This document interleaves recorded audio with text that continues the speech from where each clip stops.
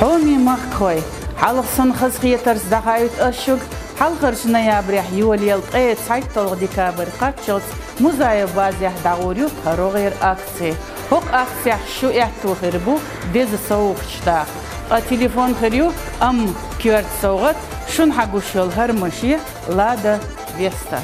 С 1 ноября по 31 декабря любой желающий может принять участие в акции. При покупке товара на сумму от 10 тысяч рублей у вас есть шанс выиграть приз. Мы дарим 20 смартфонов. Да-да, вы не ослышались, 20, а не 2. Главный приз – автомобиль «Лада Веста». Не упусти возможность сделать себе подарок к Новому году. Музаев. Желания сбываются.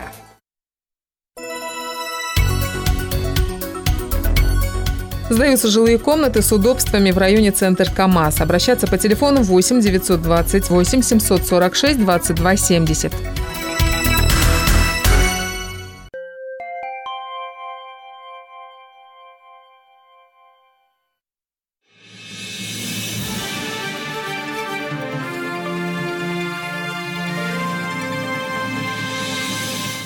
«152 контрольно-надзорных мероприятий нами проведено в этом году, в результате чего выявлено 96 нарушений предохранного законодательства. Итоги работы Управления Федеральной службы по надзору в сфере природопользования по Ингушетии обсудили у главы региона. Максимально сделать так, чтобы были приближены к людям, работали с людьми, решали вопросы людей, но и умели показывать свою работу. Государственная служба занятости сегодня отмечает четвертьвековой юбилей. Для тех, кто содействует трудоустройству, подготовили обширную программу. Экзамен начался в штатном режиме, без каких-либо нарушений. Сегодня по всей стране старшеклассники работали над итоговым сочинением. Это испытание – проездной билет до ЕГЭ. Его засыпало землей, в окопе он находился. И случайно, вот, когда уже подкрепление пришло, случайно его нашли. Они воевали за Родину. Приобщаемся к декаде Героев Отечества. Сегодня мы расскажем о ветеране войны Саадуле Арсамакове. Настрой, вроде бы настрой очень хороший, я на 100% уверен, что я выиграю. А вот о потенциальных героях ринга, которые проявят себя на вечере бокса уже 9 декабря, расскажет Юсуф Гелисханов.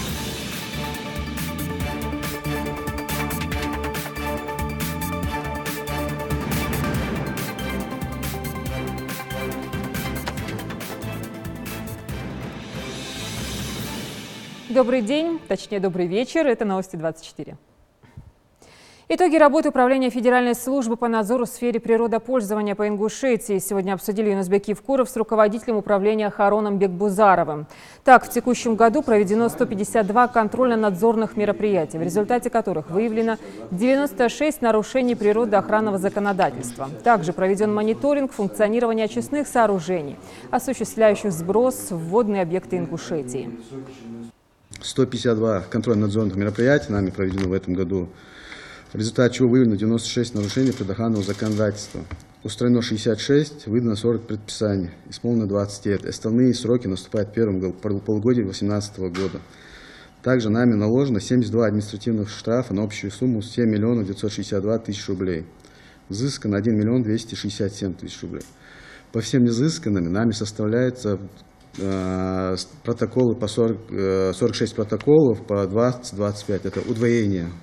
Чтобы понуждать, быстрее, чтобы платили. В целом, глава Ингушетии положительно оценил деятельность управления, при этом напомнил о необходимости осуществления жесткого контроля над выявлением и устранением нарушений природоохранного законодательства. В завершении диалога Юнусбек Евкуров поздравил Харона Бекбузарова с днем рождения, пожелал ему счастья, здоровья и успехов в дальнейшей деятельности. Юнусбек Евкуров поздравил родителей Эдуарда Гагиева и его супругу Тамару Кадзоеву с победой в конкурсе «Семья года» и, безусловно, встречей с президентом России в Кремлевском дворце. Дети эмоционально рассказывали Юнусбеку Евкурову о поездке в столицу России. «Нам очень понравилось в Кремле. На встрече с президентом страны я пожал руку Владимиру Владимировичу», поделился Акрамат Гагиев. «Мечты сбываются», заметил глава республики. Он поинтересовался успеваемостью детей в школе, достижениями в спорте и их увлечениями. Многодетная мама Тамара Кадзоева отметила, что дети учатся отлично и увлекаются спортом. Юнусбек Евкуров преподнес букет цветов Тамаре Кадзоевой, ну а детям вручили подарки.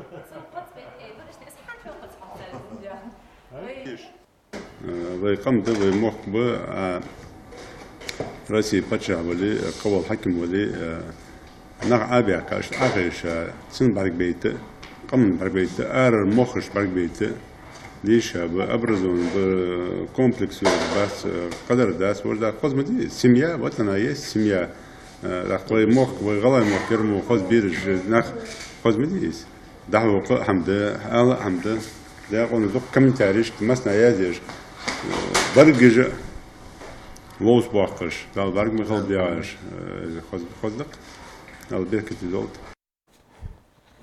В Ингушском госуниверситете откроют новые специальности нефтегазового направления. Руководство вуза планирует заключить договор с Ухтинским государственным техническим университетом об открытии на базе ИНГУ новых направлений. Об этом говорилось на встрече, в которой приняли участие директор Федерального института оценки качества образования Сергей Пономаренко, ректор Ухтинского государственного технического университета и ректора ИНГУ Арсамак Мартазанова.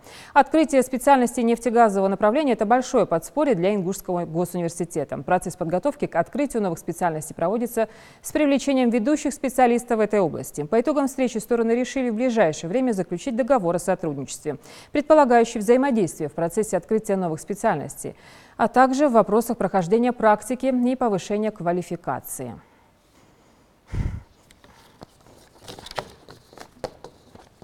В этом году служба занятости отмечает 25-летний юбилей. Для сотрудников подготовили праздничное мероприятие – концерт, выставку, на которой представили продукцию частных предпринимателей, тесно сотрудничающих с Минтрудом Республики. Здесь же можно было продегустировать блюда национальной кухни и оценить изделия декоративно-прикладного искусства. Все это результат трудоустроенности соискателей. Кто-то нашел себя в госучреждениях, другие открывают собственное дело. Мадина Пугоева расскажет об этом подробно.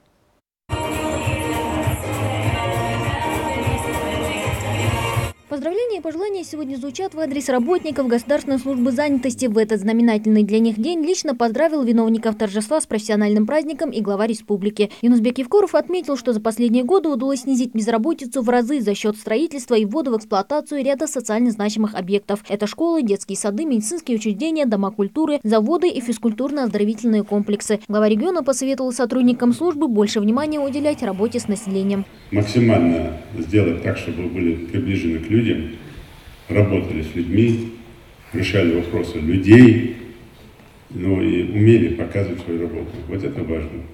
И когда у вас есть умение показать свою работу, любой из вас, когда вам даже дома, я так понимаю, что тоже бывает такое дома, там, ну а что вы сделали? У вас будет там, хотя бы сказать, ссылка там, на какой-то там сайт, на какую-то страничку, зайдите туда и посмотрите, что мы сделали. Я хочу поздравить сегодня с 25-летием нужной, необходимой профессии. И, конечно, в первую очередь хочется поздравить тех, кто стоял у истоков создания этой службы занятости. Тех, кто с первого дня ставил на рельсы, на крыло и довел до совершенства сегодняшнего дня.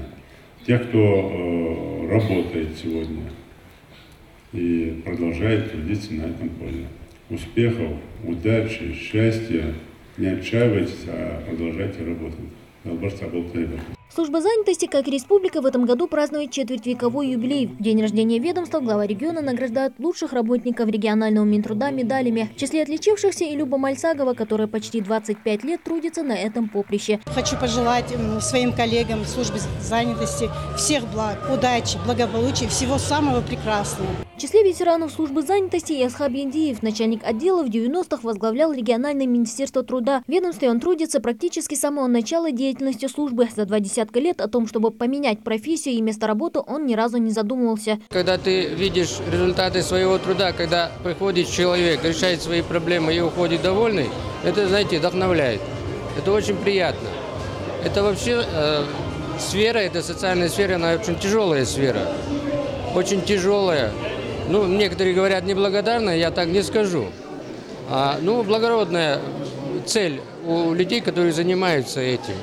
Поддержать, обогреть, оказать возможную помощь. 28 ноября 1992 года Временной администрацией республики было принято постановление об образовании Государственного комитета по труду и занятости. Тогда уровень безработицы в регионе достигал 80%. Этот показатель удалось снизить до 26%. Сейчас служба занятости реализует несколько программ, благодаря которым удалось трудоустроить сотни человек, отмечает министр. Одним из важнейших направлений для решения задач по обеспечению трудовой занятости населения, создания новых рабочих мест стала реализация мероприятий федеральной целевой программы социально-экономического развития Ингушетии на 2010-2016 годы. И также содействие инвесторам, участвующим в реализации крупных инвестиционных проектов, по обеспечению их необходимыми трудовыми ресурсами. В рамках этой подпрограммы трудоустроено более 1000 человек в этом году. Именно это общественные работы. Порядка 800 человек мы трудоустроили. Также направлено на профобучение более 700 человек. Также мы направили на стажировку те или иные организации. Это порядка 200 человек. Виновники торжества и гости мероприятия могут не просто отдохнуть и насладиться концертом, но и принять участие в выставке, приуроченной к празднованию 25-летия службы занятости. Свою продукцию здесь представляют частные предприниматели, которые тесно сотрудничают с Минтрудом республики. Эта женщина, к примеру, учит безработных девушек кулинарному делу. На суд зрителей она представила блюда из рыбы и говядины. Чуть дальше представлены хлебобулочные изделия и текстиль. А продукция этого предприятия наверняка знакома многим. Производим мы мясные полуфабрикаты, пельмени, хинкали, манты, вареники, котлеты, тефтели. В этом году мы ввели в свое производство, расширились и начали делать колбасные изделия. То есть конскую колбасу, колбаса у нас идет в ассортименте. Сосиски у нас с сыром, без сыра. Вот наша продукция полностью, вот то, что видите, вот. Все это представлено полностью на рынке Республики Ингушетия. Впрочем, внимание посетителей привлекают не только манящий запах различных блюд и свежеиспеченного хлеба, но и предметы декоративно-прикладного искусства. Чуть дальше представлены разработки Центра молодежного инновационного творчества, которые явно пришлись по душе Маке Баркинхоевой. Кроме того, здесь вот представлены разные хлебобулочные изделия. Мне очень понравилось тоже. И вообще, в целом, очень приятно. Я, например, с удовольствием провела здесь время. Мне очень нравится. Сотни трудоустроенных службой занятости и нашедших свое призвание людей. Спустя десятки лет они демонстрируют публике свои достижения. Кто-то устроился на работу в госучреждения, а другие открыли свое дело и уже сами создают новые рабочие места и сокращают процент безработицы. Мадина Пугоева, Хаваш Гойгов, Новости 24. Так, ехать или отказаться? Перед сложнейшим выбором сейчас поставили профессиональных российских спортсменов. Тех, кто надеялся принять участие в грядущих Олимпийских играх и побороться за медали под флагом российского триколора. МОК распорядился судьбой потенциальных олимпийцев иначе. Как была воспринята новость о недопуске наших спортсменов к играм в Южной Корее? И есть ли смысл надеяться на победное будущее в целом? Разбирался Саид Куштов. Сюжет в деталях.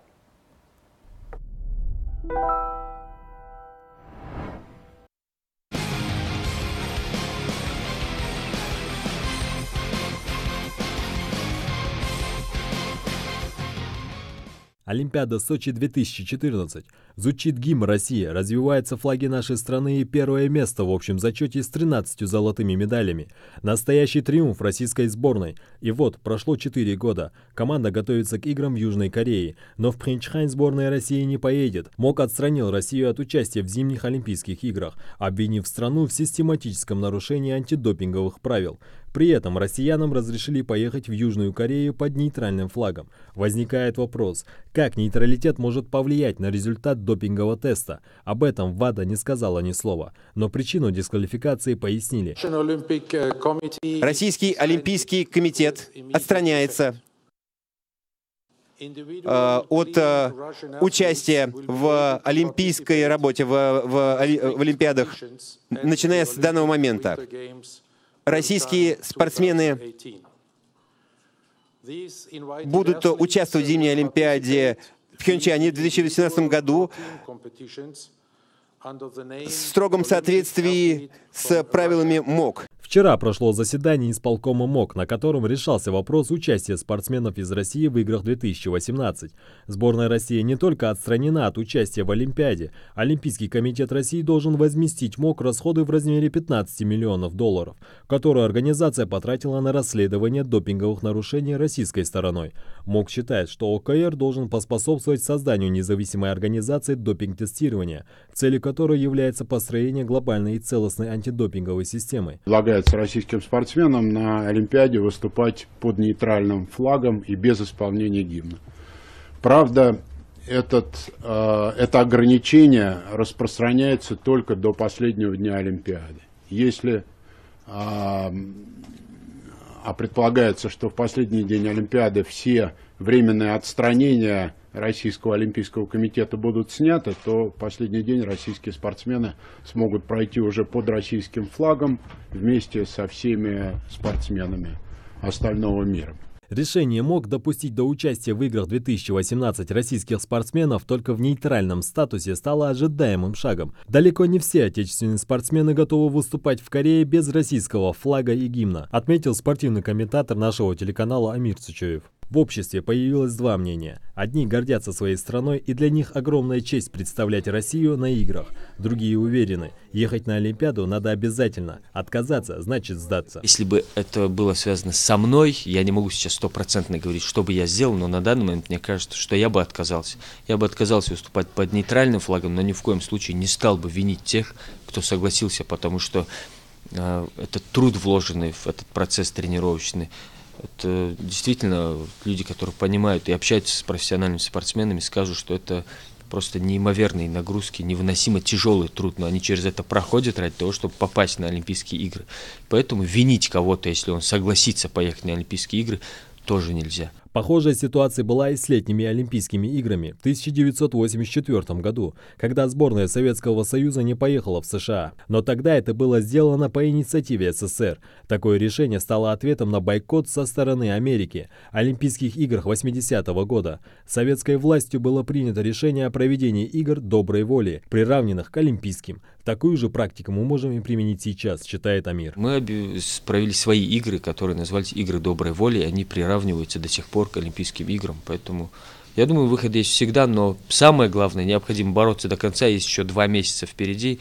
Пусть и власть имущие, и политики, и спортивные чиновники все поднимают шум, подают в суды, совершенно очень много способов, которые могут кардинально изменить ситуацию. Наши олимпийские чемпионы выражают свое мнение по поводу нейтрального выступления спортсменов на Олимпиаде. Обидно, очень обидно то, что мы сами наблюдали, и не хотелось, чтобы вот такое решение было. И то, что нашу страну не будет там представлять на Олимпиаде, тоже немножко, с одной стороны, оскорбление, мы это не понимаем, но с другой стороны, имеется в виду о тех, кто выступит под олимпийским флагом, честно говоря, я бы их не осудил бы, потому что это именно для спортсмена очень тяжелый выбор. Нужно принять это условие, выступить под нейтральным флагом. Я уверен, что в нашей стране очень многие станут олимпийскими чемпионами, высоко поднимут свое имя в первую очередь. Все многие узнают, чей это соотечественник, из какой он страны. Одного из известных лыжников России Максима Валикжанина из Удмуртии пожизненно отстранили от участия в Олимпийских играх, согласно решению МОК, из-за того, что он принимал коктейль для улучшения выносливости. Родные Максима до сих пор не верят в случившееся. Его мама сделала по этому поводу видеообращение, которое мгновенно распространилось по всему интернету. Я его только успокаивала: Максим, сильно не переживай. Он мне сказал: мама, ты ночи спи. Ты, наверное, больше меня переживаешь. А как не будешь переживать? Международный олимпийский комитет должен отвечать за своих спортсменов, за те анализы, которые они сдавали. Они же все приняты были в целости. Как 2 года они хранились. Кто теперь должен отвечать за это? Увидев видеообращение, Роман Старков, школьник из Питера, запустил флешмоб в поддержку нашим спортсменам с хэштегом «Нет России, нет игр». Его подхватили известные телеведущие, актеры и чиновники, и молодые спортсмены из разных уголков страны.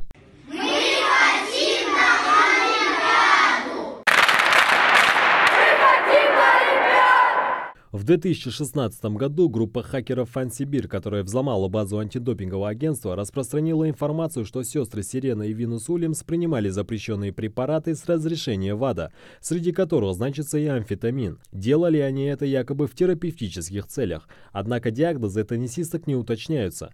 Также данные, полученные хакерами, свидетельствуют о том, что гимнастка, выигравшая золото на Олимпиаде 2016 в Рио, Симона Байлз сдала положительный допинг-тест, но не была отстранена от игр. Уже понятно, что ВАДА, которая очень настойчива в вопросах применения запрещенных препаратов в отношении России, использует совершенно иные критерии, если речь идет об американских спортсменах. Это не первый случай, когда ВМОК и ВАДА действуют по принципу двойных стандартов. До начала Олимпиады в Пхенчхане остается 2 месяца. Что может предпринять Минспорта России, пока не ясно. Но будем надеяться, что мы все-таки услышим гимн России на играх в Корее. Саид Куштов, Михаил Тангиев, Новости 24.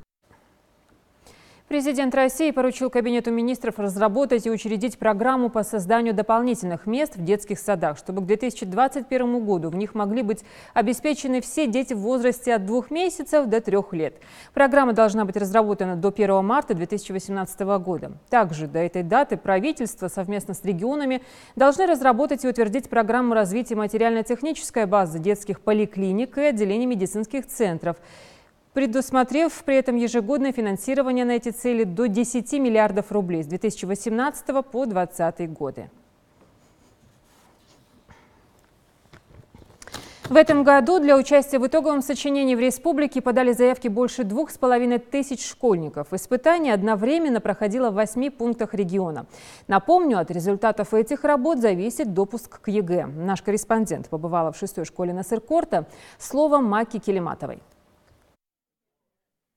Рогозоева Ася – это итоговое сочинение, целое испытание. Девочка готовилась к нему месяц, помогали учителя и репетиторы. Написать его на отлично, впрочем, как и для всех учащихся, для нее очень важно. Ведь именно этот результат определит будущее. Поступить за пределами Ингушетии, то есть в Москве, юридический факультет, чтобы приехать потом в Ингушетию с дипломом и работать на благо Ингушетии. Всего в написании сочинения учащимся было представлено 5 тем на разную тематику. Если одним попались совершенно неожиданные, то Маматиевой Томе повезло чуть больше. Ее тема оказалась полезной и нужной будущей профессии. Девушка планирует стать журналистом. Мне кажется, у меня есть для этого потенциал, и мне это интересно. Я хочу узнавать больше о людях, узнавать больше полезной информации. Самое главное не только узнавать самой, но и передавать другим. В этом году для участия в итоговом сочинении в республике подали заявки больше 2500 школьников. Испытания одновременно проходят в 8 пунктах региона. Один из таких расположен в 6-й школе Насыркорта. Здесь на экзамен подготовлено 26 аудиторий и заявлено более 428 учеников. Минимальный объем работы 250 слов, рекомендовано не менее 350. Итоговое сочинение школьники пишут 4-й год подряд, и его результат – одно из условий допуска к сдаче ЕГЭ. Тот порядок сдачи, написания сочинения, который мы сегодня организовали, других субъектов этого нет, потому что все сдаются в своих школах дети. Бывает, не объективно. Кто-то списывает. Очень сложно бывает узнать объективный уровень знания ребенка. Мы решили его провести как ЕГЭ. На написание сочинения участникам отводится 3,5 часа. На столе по правилам только ручка и паспорт, но и, разумеется, знания. Любое нарушение и пересдача. Как уверяют педагоги, экзамен проходит спокойно. Ребята подготовлены и рисковать не собираются. Экзамен проходит в штатном режиме. Нарушения пока нет. Надеемся, что и не будет. Телефоны учащиеся сами у входа сдают. Экзамен проходит пока нормально, без нарушений. 6-я школа – одна из новых и инновационных республики. Учебное заведение, построенное в рамках федеральной целевой программы, рассчитано на 704 места. Для обучения здесь созданы все условия – хорошее техническое оснащение и просторные кабинеты. Словом, все лучшее детям. Есть различные кружки – спортивные, научно-познавательные. Есть кафедры русского языка, английского языка, кафедры гуманитарных наук и так далее. Дети наши участвуют в школьных олимпиадах, в районных, также в республиканских будем участвовать. Есть у нас уже призовое место среди 9 классов. За последние несколько лет вопрос образования в регионе решается ускоренным темпом. Буквально за прошлый год было построено и реконструировано 22 школы и 6 детских садов, а в этом открылось сразу несколько новых школ. Образовательные учреждения оборудованы в соответствии с требованиями общеобразовательной системы, а к педагогическим кадрам предъявляются самые высокие требования. Одно из главных достижений – школы переходят на односменный режим. Такое понятие, как трехсменное обучение, в нашей республике исчезло как понятие. Мы уверенно движемся к односменному режиму обучения наших детей. Вот, только строительство школы на 1500 мест в Магасе, которому сегодня имеет свое название, центр образования города Магас, привело к тому, что 4 школы у нас одномоментно перешли к односменному режиму работы. И вот представьте, мы сейчас подсчитываем, до конца года мы сдаем 6 школ, и какое количество школ у нас перейдут на односменный режим работы. Также за последние 3 года число не сдавших ЕГЭ в регионе уменьшилось втрое. Как отметил Сергей Кравцов, в Ингушетии ведется колоссальная работа по организации и проведению единого госэкзамена, совершенствованию образования в целом. Для нас важно, для Министерства образования, для Рособорнадзора, конечно, важно взаимодействие с регионами.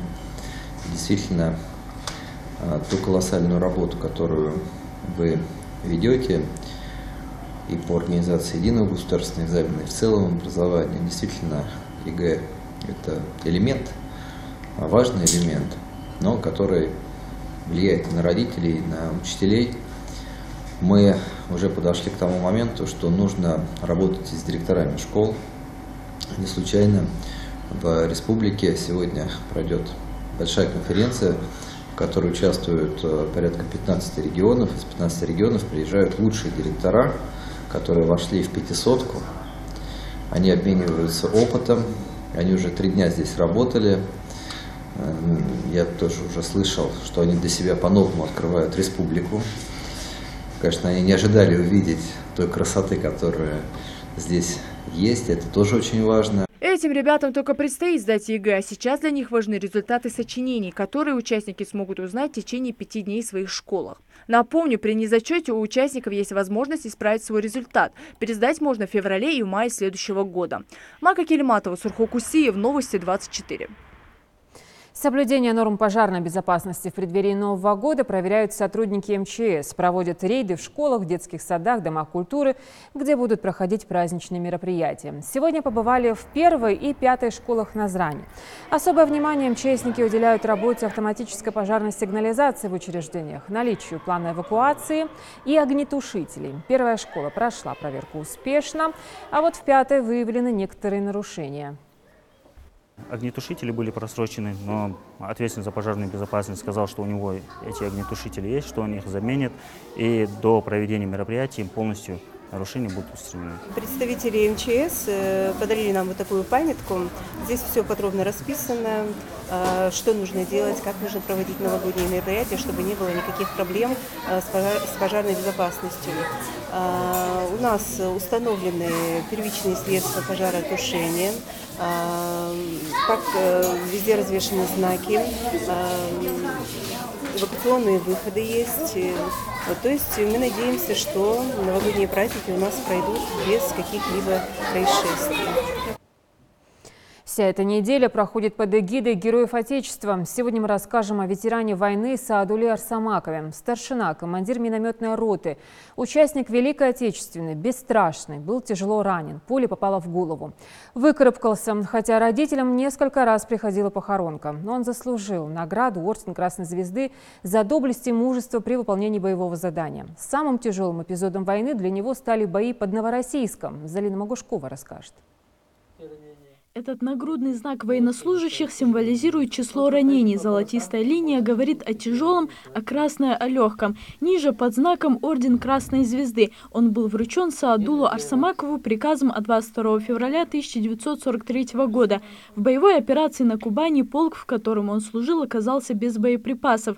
Старшина минометной роты, рискуя жизнью, перебирался по окопам. Ему удалось найти около 500 мин. Солдаты чаще всего медали носили в карманах, завернув в тряпочку, а ордена были всегда на груди. Кто знает, если бы не этот орден Ленина на нагрудном знаке, могло быть и больше. Ягод почувствовал сильный удар и чуть ли не потерял сознание.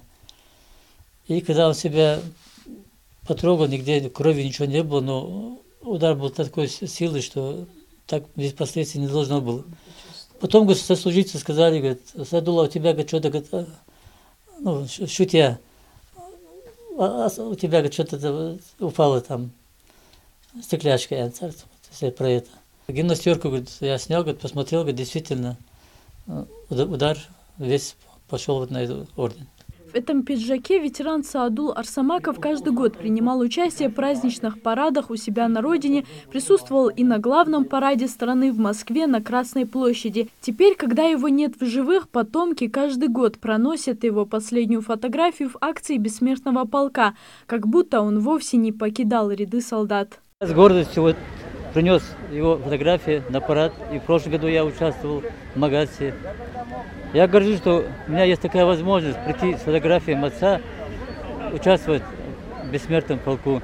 Саадул Арсамаков родился в 1918 году в селе Базоркино. Поступил в военное училище, но окончить так и не успел. Он был на учениях в Армении, когда началась война. Оттуда Саадула перебросили в Майкоп. Здесь, в боевой операции под названием «Урух», начинается его военный путь. Для командира минометной роты 174-го краснознаменного горно-стрелкового полка 20-й горной стрелковой дивизии самым тяжелым эпизодом войны стали бои под Новороссийском.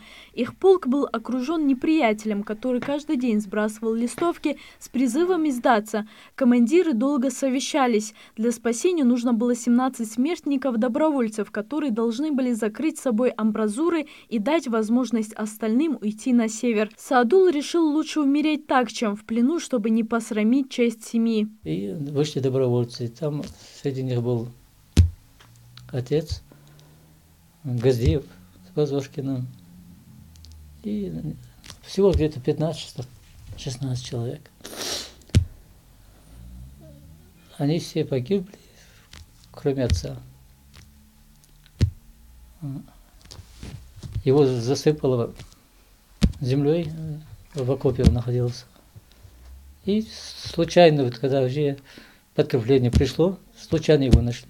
Пуля пробила каску и застряла в черепе. Очнулся Саадул в Адлерском госпитале. Оттуда его комиссовали домой. Через несколько недель, когда его организм достаточно окреп, его прооперировали в Орджоникидзе и, наконец, достали пулю. Но не успел снять повязки, как ветерана отправили в ссылку. В Казахстане Саадул стал инструктором по переселенцам. Старался помогать своим землякам. Работал на мясокомбинате на руководящей должности. При возвращении домой также не сидел без дела. Начал трудиться в карьеру управления Кавдаламид, просто не мог без работы. Дома он сидеть не стал, обратно поехал, устроился на работу. В сельстрое он проработал. В 91-м, по-моему, так. Мы его отговорили, хватит тебе работать. И он уволился и начал заниматься домашними. Любил скот держать. Родные вспоминают, Саадул Арсамаков был очень активным. Армейский режим соблюдал во всем даже после войны. Постоянно ограничивал себя в еде, старался вести здоровый образ жизни, пил только кипяченую воду, а по утрам делал зарядку. В свои 87 лет имел артериальное давление 120/80. Ездил за границу, а в аэропорту с ним как-то случился один казус. Звенело у него. Весь свой металл он выложил, часы, ключи, все положил. Пошел дальше опять. И у него спросили: дед, что-то у вас звенит, может, вы что забыли положить, выложить? И он, я, говорит, засмеялся, говорит, и сказал: есть такие вещи, которые я не могу выложить. У меня не получится это. А потом те спросили: а какие? Ну вот, у меня осколки. У меня осколок Энт, который меня выдает. И тогда они извинились и пропустили его. Несколько раз с войны родителям Саадула приходила похоронка, но он выжил, пережил ссылку в Казахстан, потерю родного дома в Базоркино, воспитал 9 детей и никогда не сдавался. Его не стало в 2007 году. Через несколько месяцев ветеран должен был отпраздновать свой юбилей – 90 лет. Залина Могушкова, Рахман Цуров, Новости 24. Сдать билет и получить свои деньги, не отходя от кассы, смогут авиапассажиры. Госдума подготовила законопроект, который обязывает авиаперевозчиков выплачивать пассажиру стоимость билета при отложенном вылете без проволочек сразу же. Документ может облегчить жизнь россиянам. Это сделано для того, чтобы у пассажиров появилась возможность сдать свой билет, получить полную стоимость мгновенно и приобрести на какой-то другой рейс. До сегодняшнего дня авиаперевозчики тоже возвращали средства, однако процесс этот занимал длительное время, растягиваясь чуть ли не на полгода. Причем авиапассажиру сначала предстояло доказать вину компании, к примеру, что задержка произошла не из-за плохих погодных условий, а перевозчик не рассчитал число самолетов. 9 декабря нас ожидает грандиозный спортивный вечер бокса под названием «Герои ринга». В спортивном шоу поборются именитые спортсмены России и зарубежья. В 6 поединках на ринг выйдут ингушские боксеры. Сейчас они готовятся к предстоящему турниру. Репортаж Юсупа Гилисханова. Удар за ударом Рашид Кадзоев оттачивает мастерство. Боксер готовится к предстоящему турниру «Герои ринга». Рашид занимается боксом с юности. Парень загорелся желанием покорить ринг профессионалов еще в 2007-м. И с тех пор упорными тренировками под руководством Магомеда Чахкиева шаг за шагом идет к своей цели. Рашид не раз выступал на известных турнирах по боксу, в том числе и международных. Его рекорд среди профессионалов 4-0 без единого поражения говорит сам за себя. К предстоящему поединку Рашид готовится с полной отдачей. Несколько месяцев пройдя подготовку в Москве, Рашид приехал в Ингушетию для адаптации, чтобы оставшееся время до турнира потренироваться на родной земле. Сейчас Рашид работает на тренажерах, укрепляет общее физическое состояние, оттачивает ударную технику. Скоростная тренировка уже короткая, скоростная тренировка, назрив, бег на скорость, бой с тенью, на мешках, больше был. На предстоящем вечере бокса против Рашида в весовой категории до 90 килограмм на ринг выйдет спортсмен из Ганы Айзак Пааквеси Анкрах. Рейтинговый бой пройдет в 8 раундов. Сейчас вес Рашида 94 килограмма. Перед схваткой необходимо сбросить 4 кило.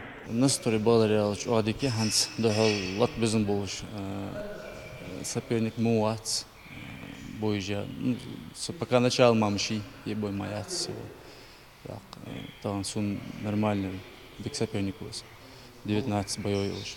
На участие в турнире заявлен еще один наш земляк Магомед Нальгиев. Спортом он занимается с 10 лет. За плечами боксера более 150 любительских боев. А среди профессионалов у него 2 схватки, в которых он одержал победу. Его рекорд 2-0.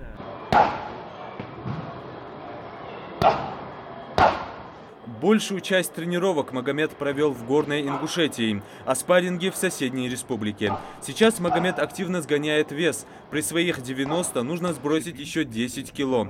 Боксеру предстоит выйти на ринг против спортсмена из Чебоксаров Константина Петернова. Я слышу, что он очень опытный боксер. У него где-то 37 боев, где-то, я не знаю, точно не помню. Но знаю, что он очень опытный.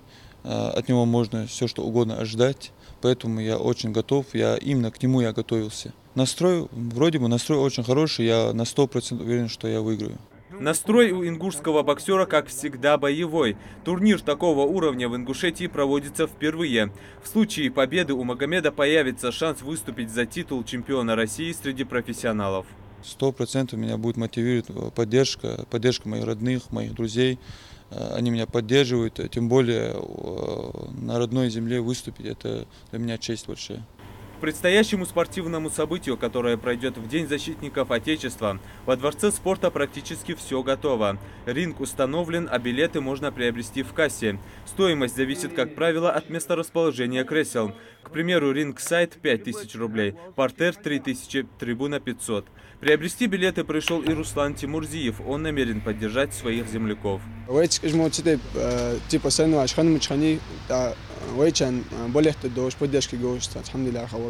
На турнире болельщиков ждет 12 поединков, в 6 из которых будут биться ингушские герои ринга.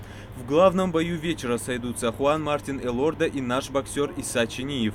На кону сразу 2 пояса чемпиона – IBF Интерконтиненталь и вакантный WBO International. Юсуп Гилисханов, Рамазан Миржоев, Рахман Цуров. Новости 24. 19 ноября по всей России стартовала акция по безопасности дорожного движения «Пристегнись, Россия». Ее цель – популяризация использования ремней безопасности и детских удерживающих устройств, которые способны минимизировать тяжесть последствий при серьезных авариях. Эту тему обсуждали за круглым столом с участием сотрудников ГИБДД и Управления по делам религии. Старейшины отметили, что пристегиваться ремнем безопасности предписывает не только закон. Во многом это проявляется и в религии, ведь жизнь каждого человека по-особенному дорога. В основном ремнем безопасности пристегиваются только водитель и пассажиры, сидящие спереди. Остальные даже не задумываются о том, что закон писан и для них.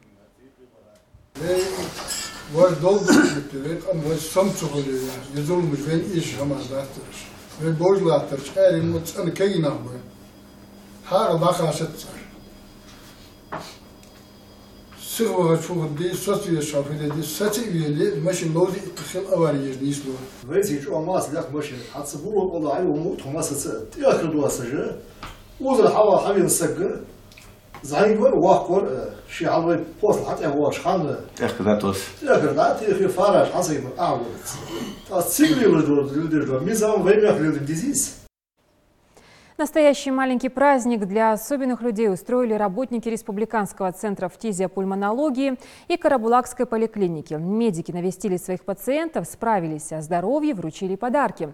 Напомню, 3 декабря мы отметили Международный день инвалидов. Но внимание и поддержка не ослабели с уходом памятной даты. Репортаж Амины Боковой. Для семьи Ганиевых визит сегодняшних гостей стал приятной неожиданностью. 23-летнего Ваху пришла навестить целая делегация. 12 лет молодой человек провел прикованным к инвалидному креслу из-за врожденного ДЦП. Но 5 операций и постоянные курсы реабилитации и массажа смогли поставить Ваху на ноги. Теперь он не только может стоять, но и сделать несколько шагов. Конечно, не без помощи костылей. Такое внимание для Вахи и его родителей очень ценно. Давление есть, осмотр постоянно. Телефон яхтаж, фэшан, мал эшан, ягаж, тагана бяхка осханц. Шан магар соватаж даж бяхкап. Дал ряс халаган. Дал ржбатаж мовусул. Особенные люди. Именно они любят жизнь, как никто другой. Именно они умеют радоваться мелочам и бороться с трудностями до последнего. Багаудин Даурбеков – самое яркое тому подтверждение. Веселый и жизнерадостный. В свои 78 он в одиночку борется с гепатитом. Частыми гостями и помощниками для него стали работники поликлиники, которых он всегда рад видеть. У нас такие есть врачи добрые, сердечные, хорошие. Относятся очень хорошо. Даже приятно вот видеть их в этих вот белых халатах. А мне приятно, трижды даже приятно, то, что они пришли, вот не забыли, а пришли. Вообще наших инвалидов участковые терапевты посещают ежемесячно. По срокам необходимым проводят обследования, исследования.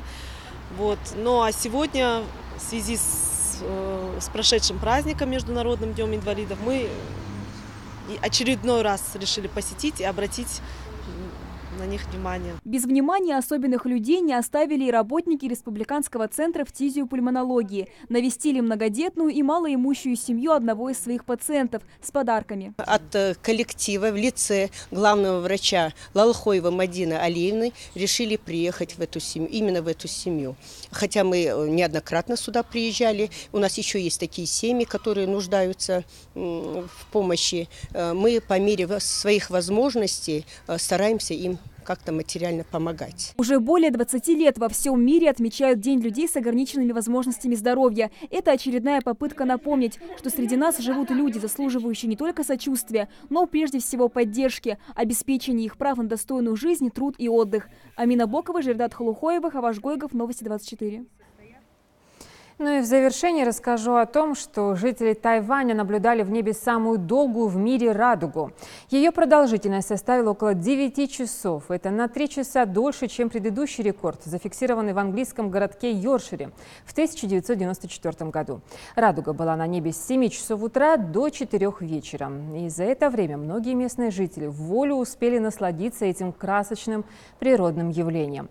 По словам профессоров Китайского университета, этот феномен имеет все шансы попасть в Книгу рекордов Гиннесса.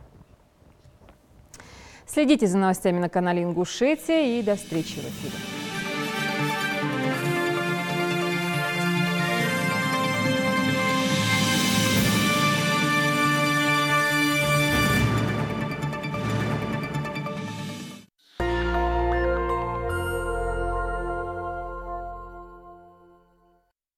Дорогие друзья, магазин новогодних товаров открылся.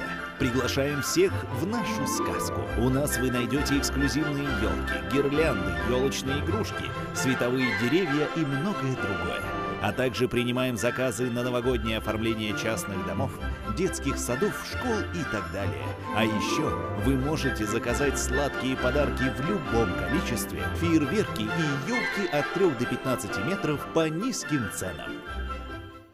От чего зависит хорошее настроение? От вкусной еды, здорового сна, хорошей компании и просто комфортных условий на работе и дома.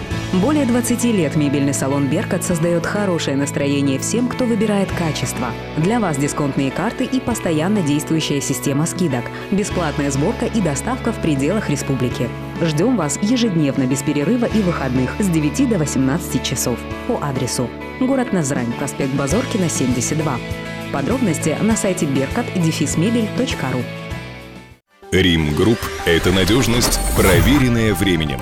Мы предлагаем водогрейные котлы собственного производства мощностью до 12 мегаватт, малогабаритные, транспортабельные, стационарные и паровые котельные, бензиновые, дизельные и газовые электростанции, резервуары и емкостное оборудование, ангары и металлоконструкции, сэндвич-панели, а также когенерацию, комбинированное производство электрической